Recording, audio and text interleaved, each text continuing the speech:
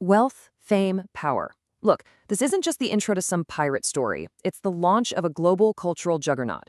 Today, we're going to dive into how One Piece, yeah, the story about a rubber boy in a straw hat, is doing way more than just entertaining people. It's actually inspiring real-world revolutions. So let me ask you something. Have you ever used a piece of tech that's so good, so revolutionary, it makes everything that came before it feel kinda old and clunky? We think about that with gadgets, but what if the same thing could happen with a story? Well, here's the big idea we're playing with today. One Piece is basically the air fryer of modern storytelling.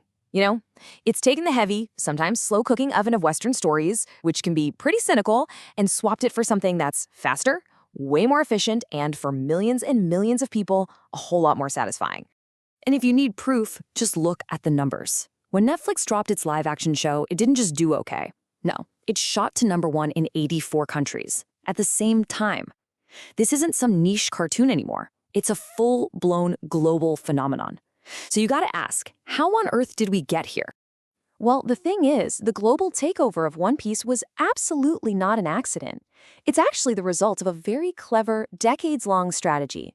We're talking about Japan's incredible use of what's called soft power. Let's just rewind for a second.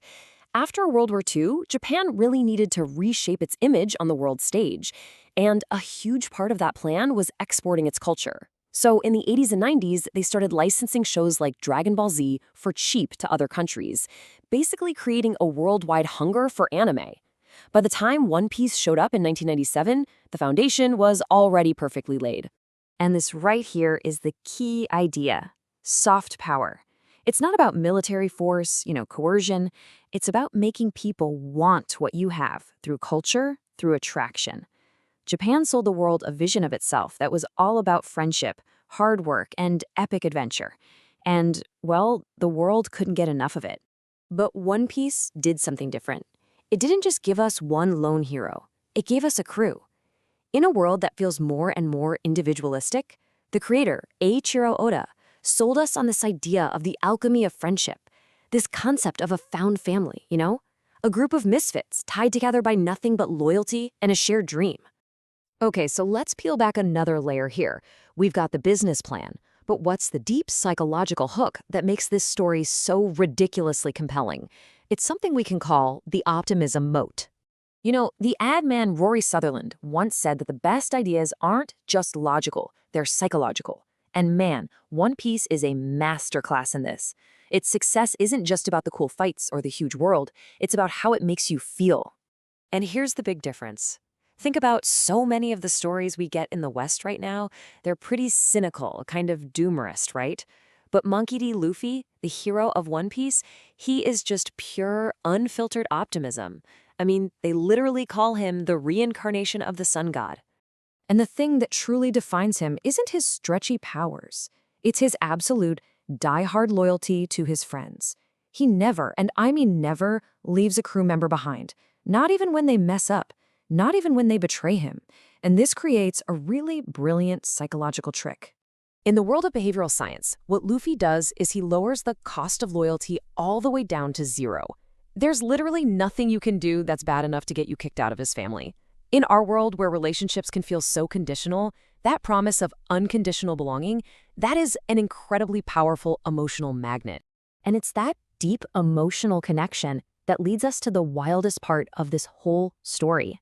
This is where the symbols from this cartoon start spilling out into our world and start fueling actual, real-life political movements. And I'm not being metaphorical here. In places like Indonesia, Kenya, and even Nepal, people are actually using the Straw Hat Pirate flag as a symbol in their protests. We're talking truckers fighting new rules, students protesting housing costs, even citizens helping to oust a prime minister, all while literally waving this flag. And when you lay it out like this, it makes total sense why. The big bad in One Piece is the world government, this corrupt, bloated institution that oppresses people. For protesters, the parallel is crystal clear. Luffy's fight for freedom becomes the perfect symbol for their own fight. But here's the genius part: how they do it. It's a tactic called costless signaling. By waving a cartoon flag, you can show you're deeply unhappy with the government, but you still have plausible deniability, right? If anyone asks, the excuse is built in. What? It's just a cartoon. I just like the show. It's an absolutely brilliant way to protest. So let's bring it all home. We've gone from a Japanese soft power strategy to a psychological masterpiece to a real-world protest tool. What's the playbook here? What can we all learn from the insane success of this story? And what an insane success it is. We are talking about a manga that has more than 500 million copies in circulation. That's not just a hit. That's a global cultural institution, a financial powerhouse, all built on a foundation of weirdness and hope. The playbook, when you boil it down, is beautifully simple. First, stay weird. Don't smooth out the strange edges that make your thing special. Second, stay optimistic. In a world that can feel so cynical, hope is an incredibly valuable thing. And last, and maybe most important, focus on the found family, that deep, human desire for a crew that always has your back. And that's really the treasure at the end of this whole journey, isn't it? One Piece isn't just a story that entertains us. It empowers us. It leaves you with this powerful idea that it doesn't matter how big or impossible your dream seems, because it's always within reach as long as you find the right crew to sail with.